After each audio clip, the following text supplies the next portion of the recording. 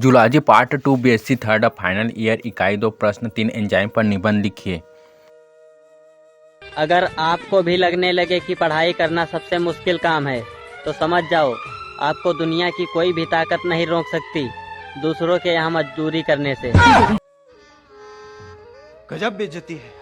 उत्तर enzymes protein के बने अधिक अणुभार वाले जटिल कार्बनिक पदार्थ हैं। यह जीव शरीर में होने वाली जैव रासायनिक प्रतिक्रियाओं में उत्प्रेरक कैटलिस्ट की भांति कार्य करते हैं। प्रतिक्रिया में भाग लेते समय इसमें कोई परिवर्तन नहीं होता है। इनको एंजाइम को नाम कुह ने सन 1878 में दिया। जे.बी. सुमनर ने 1926 में सर्वप्रथम एंजाइम के रासायनिक संरचना का अध्ययन किया। एंजाइम सरल अथवा जटिल प्रोटीन्स होते हैं जो किसी अभिक्रिया में उत्प्रेरक का कार्य करते हैं, अर्थात गति को प्रभावित करते हैं। अगर आपको काबिल बनना है ना, बाज की तरह उड़ना है, तो बार बार बोलते हैं इन तितलियों का साथ छोड़ दीजिए, क्योंकि 10 साल बाद लोग आपसे मिलेंगे ना तो पूछेंगे तुम्हारी हैसियत क्या है, तुम कितना कमाते हो। ये नहीं पूछेंगे तुम्हारी गर्लफ्रेंड थी कि नहीं। एंजाइम की विशेषताएं। Characters of enzymes. एक, अधिकांश पानी या नमक के घोलों में घुलनशील होते हैं। 2, ये जटिल प्रोटीन्स हैं। 3, ये प्रायः रंगीन, कुछ लाल, पीले, नीले, भूरे होते हैं। 4, कुछ ठोस व रवेदार होते हैं। 5, ये क्षारीय अभिकर्मक एल्कलॉइड रिएजेंट्स के साथ अवक्षेप बनाते हैं। 6, ये 25-40 डिग्री सेल्सियस के मध्य पूर्ण रूप से सक्रिय होते हैं। 7, ये प्रतिक्रिया में न तो स्वयं बदलते हैं और न ही प्रतिक्रिया के अंतिम फल को बदलते हैं। 8, इनमें उत्प्रेरण की क्षमता बहुत अधिक होती है। 9, इनके द्वारा नियंत्रित प्रतिक्रियाएं उत्क्रमणीय रिवर्सिबल होती हैं। 10, इनका कार्य सामूहिक होता है। 11, ये कोलाइडल प्रकृति कोलाइडल नेचर के होते हैं। 12, ये जीन्स के अनुसार होते हैं। अधिकांश कोशिका के कोशिका द्रव्य में घुले रहते हैं, परंतु कुछ माइटोकॉन्ड्रिया, राइबोसोम्स, लाइसोसोम्स आदि में होते हैं। आज जिनको आप सब कुछ खोकर पाने की तमन्ना रखते हैं, एक वक्त आएगा जब वो मुफ्त में मिलेंगे तो आपको मंजूर नहीं होगा। ये सब चीजें फालतू होती है, लेकिन अभी उम्र की गलती होती है, उम्र के बाद सब सुधर जाते हैं। एंजाइम्स की रासायनिक प्रकृति। Chemical nature of enzymes. कुनिज ने 1931 में यह दिखाया कि एंजाइम प्रोटीन युक्त स्वभाव के कार्बनिक कैटेलिस्ट होते हैं। इनमें वे सभी विशेषताएं पाई जाती हैं जो प्रोटीन्स में होती हैं। प्रोटीन्स की भांति एंजाइम भी जल कोलाइडी घोल बनाते हैं। इनको रासायनिक दृष्टि से निम्न 2 समूहों में बांटा जा सकता है।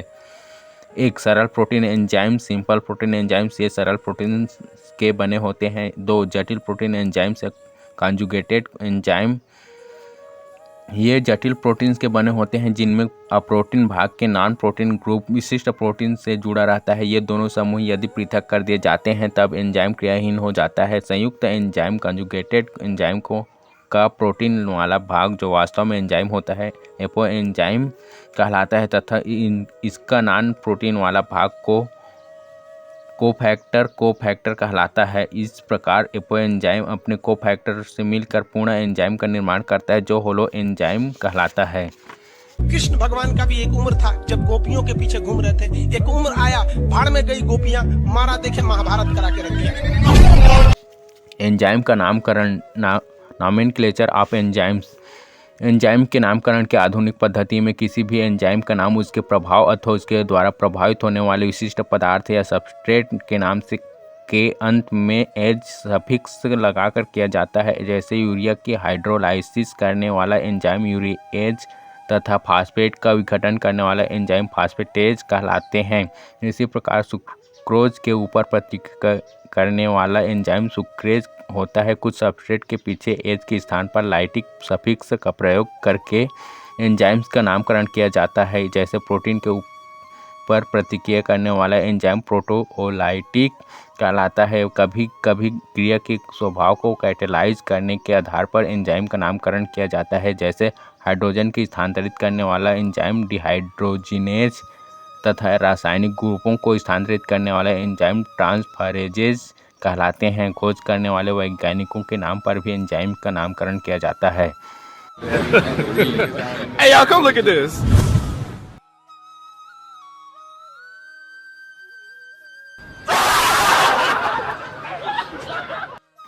एंजाइमों की क्रियाविधि। Mechanism of enzymes. एंजाइमों की क्रियाविधि के बारे में 3 परिकल्पनाएं हैं। एक, ताला कुंजी या टेम्पलेट परिकल्पना लॉक एंड की, और टेम्पलेट हाइपोथेसिस। इस परिकल्पना को एमिल फिशर 1884 ने प्रस्तुत किया। इस परिकल्पना के अनुसार प्रत्येक एंजाइम के अणु की संरचना विशेष प्रकार की होती है जिसे टेम्पलेट कहते हैं। इससे कोई ऐसा ही सबस्ट्रेट या पदार्थ या कुंजी जोड़ सकता है जिसका अणु एंजाइम अणु के विशेष भाग टेम्पलेट में फिट हो सकता है। दो एंजाइम सबस्ट्रेट कॉम्प्लेक्स परिकल्पना, enzyme substrate complex hypothesis. Pro Henry 1903 ने बताया कि एंजाइम अणु के टेम्पलेट में उसके सबस्ट्रेट के अणु फंसकर एक यौगिक बना लेते हैं। इस प्रकार बना एंजाइम सबस्ट्रेट अणु एंजाइम सबस्ट्रेट मॉलिक्यूल अधिक सक्रिय होता है तथा जल के साथ क्रिया करके एंजाइम बाद में सबस्ट्रेट से अलग हो जाता है और फिर दूसरे सबस्ट्रेट अणुओं से क्रिया करता है। इस विचारधारा को माइकलिस एवं मेंटेन 1913 ने एंजाइम सबस्ट्रेट कॉम्प्लेक्स परिकल्पना के रूप में प्रस्तुत किया। आप किसी भी काम को अगर लगातार 21 दिन करते हैं तो धीरे धीरे वो आपकी आदत बन जाती है, और अगर किसी काम को लगातार 90 दिन कर देते हैं तो फिर वो आपकी दिनचर्या बन जाती है। अब आप डिसाइड कीजिए कि आप अच्छे काम को करना चाहते हैं या 3. इंड्यूस्ड फिट मॉडल परिकल्पना, इंड्यूस्ड फिट मॉडल हाइपोथेसिस। यह परिकल्पना आधुनिक वैज्ञानिक कॉसलैंड 1963-64 में प्रस्तुत की। इसके अनुसार एंजाइम की आणविक संरचना मॉलिक्यूलर स्ट्रक्चर निश्चित नहीं होती है। प्रतिक्रिया रिएक्शन के दौरान ही सबस्ट्रेट के प्रभाव से एंजाइम के अणु की संरचना में ऐसा विशेष परिवर्तन होता है कि यह अपने सबस्ट्रेट के अणु से जुड़ सके। अतः इस परिकल्पना के अनुसार एंजाइम के अणु की संरचना में परिवर्तनशीलता या लचक फ्लेक्सिबिलिटी पाई जाती है जिससे यह अपने सबस्ट्रेट के अणु की संरचना के अनुसार बदलकर सबस्ट्रेट के अणु से जुड़कर प्रतिक्रिया करता है। मेरे नसीब में एक भी गम न होता अगर मेरी तकदीर लिखने का हक मेरी माँ को मिला होता। माँ बचपन से पाल के बड़ी होती है। ये यही ना है छोटका, बड़ा होके क्या बोलेगा, माई वाइफ माई लाइफ। गजब बबुआ गजब, इतना उम्र पे छोड़ दी रहती माई ने तो कुत्ता नोच के खा गया रहता। बड़ा होके कहेगा my wife my life. Enzyme का वर्गीकरण, क्लासिफिकेशन ऑफ एंजाइम्स। कैटेलिटिक प्रतिक्रियाओं, कैटेलिटिक रिएक्शंस के अनुसार लेहनिंगर 1970 ने एंजाइम्स को 6 श्रेणियों में विभाजित किया। एक हाइड्रोलेजेस, ये पाचक एंजाइम डाइजेस्टिव एंजाइम्स कहलाते हैं। ये हाइड्रोलिसिस द्वारा भोजन के जटिल अणुओं को सरल अणुओं में बदल देते हैं। सबस्ट्रेट के आधार पर हाइड्रोलेजेस निम्न प्रकार के होते हैं। ए प्रोटियोलाइटिक एंजाइम्स, ये हाइड्रोलाइसिस के द्वारा विभिन्न प्रकार के प्रोटीन्स का पाचन करते हैं। ये जटिल प्रोटीन्स को पहले सरल प्रोटीन्स प्रोटीओज तथा पेप्टॉन्स में और फिर इनको पॉलीपेप्टाइड एवं अमीनो अम्ल अमीनो एसिड में बदल देते हैं। इनको भी निम्न 2 भागों में बांटा जा सकता है।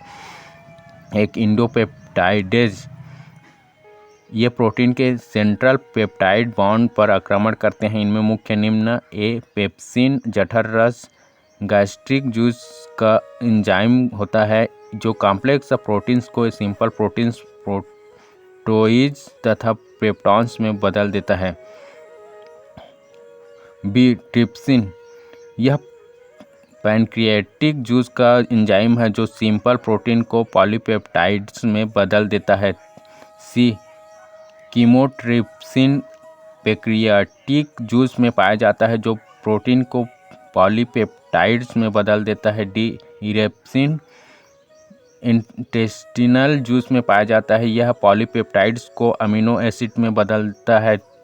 2 एक्सोपेप्टाइडेजेस, ये प्रोटीन्स के टर्मिनल्स बॉन्ड पर आक्रमण करके उन्हें अमीनो एसिड में बदल देते हैं। एक कार्बोक्सीपेप्टाइडेजेस, यह पेप्टाइड्स में उपस्थित स्वतंत्र कार्बोक्सिल ग्रुप पर आक्रमण करते हैं।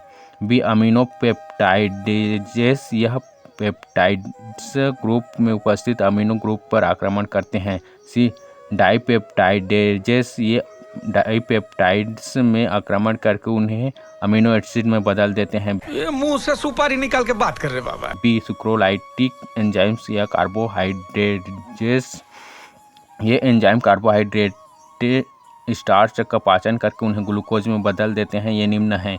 ए टाइलिन स्टार्च को माल्टोज में बदलता है, लार में पाया जाता है। बी एमाइलेज स्टार्च को माल्टोज में बदलता है, अग्नाशय रस में होता है। सी माल्टोज को ग्लूकोज में बदलता है, अग्नाशय रस में होता है। डी सुक्रोज को ग्लूकोज में बदलता है, अग्नाशय रस में होता है। लैक्टेज लैक्टोज को ग्लूकोज में बदलता है, अग्नाशय रस में होता है। अबे जल्दी बोल, कल सुबह पनवेल निकलना है। सी लाइपोलाइटिक एंजाइम, ये भोजन के वसाओं फैट को ग्लिसरॉल तथा फैटी एसिड में बदल देते हैं। ये निम्न हैं। एक गैस्ट्रिक लाइपेज, यह गैस्ट्रिक जूस में पाया जाता है जो फैट्स को ग्लिसरॉल तथा फैटी एसिड्स में बदलता है। बी पैनक्रियाटिक लाइपेज, यह इम्यूलिफाइड फैट्स को ग्लिसरॉल तथा फैटी एसिड में बदलता है। सी इंस्टिनल लाइपेज, यह इंस्टिनल जूस में पाया जाता है जो फॉस्फेटाइड्स को ग्लिसरॉल फैटी एसिड तथा फास्फोरिक एसिड में बदलता है। डी अमीडेज, यह अमीड्स पर क्रिया करता है। इसमें मुख्य रूप से यूरिएज तथा आर्जिनेज एंजाइम्स आते हैं। यूरिएज यूरिया को अमोनिया में तथा आर्जिनेज यकृत में यूरिया बनाता है। मजा नहीं आ रहा है। 2 ऑक्सीडोरिडक्टेजेस, ये हाइड्रोजन प्लस आयनों के अणुओं का स्थानांतरण करने वाले उत्प्रेरक होते हैं जैसे डिहाइड्रोजिनेजेस। 3 ट्रांसफरेजेस, इनमें फास्फोराइलेज एटीपी से एक फास्फेट भाग को ग्लूकोज अणु में स्थानांतरित करते हैं। 4 आइसोमरेजेस, ये रासायनिक यौगिकों के अणुओं में एटम्स के विन्यास को परिवर्तित करने का कार्य करते हैं जैसे फास्फोसोइसोमरेजेस। कोएंजाइम्स एक ये नॉन प्रोटीन कार्बनिक पदार्थ जो एंजाइम से धीरे से जुड़े हैं और डायलाइसिस के द्वारा अपनी आसानी से अलग किए जा सकते हैं जैसे NADP कोएंजाइम तथा FAD। अरे कहना क्या चाहते हो? 2 इन्हें को सबस्ट्रेट भी कहते हैं। 3 ये कम मॉलिक्यूलर वेट वाले छोटे मॉलिक्यूल्स हैं। 4 ये हीट स्टेबल होते हैं। 5 इनका विटामिन से निकट का संबंध होता है और विटामिन बी कॉम्प्लेक्स के व्युत्पन्न है। 6 ये कैटालिस्ट की तरह कार्य करते हैं और एंजाइम एक्शन के लिए जरूरी है। कोएंजाइम का वर्गीकरण क्लासिफिकेशन ऑफ कोएंजाइम्स, ये कार्य के आधार पर 3 प्रकार के होते हैं। एक हाइड्रोजन ट्रांसफरिंग कोएंजाइम जैसे NADP FAD आदि। 2 ग्रुप ट्रांसफरिंग कोएंजाइम जैसे ATP CDP कोएंजाइम आदि। 3 आइसोमरेज कोएंजाइम जैसे UDP TPP आदि।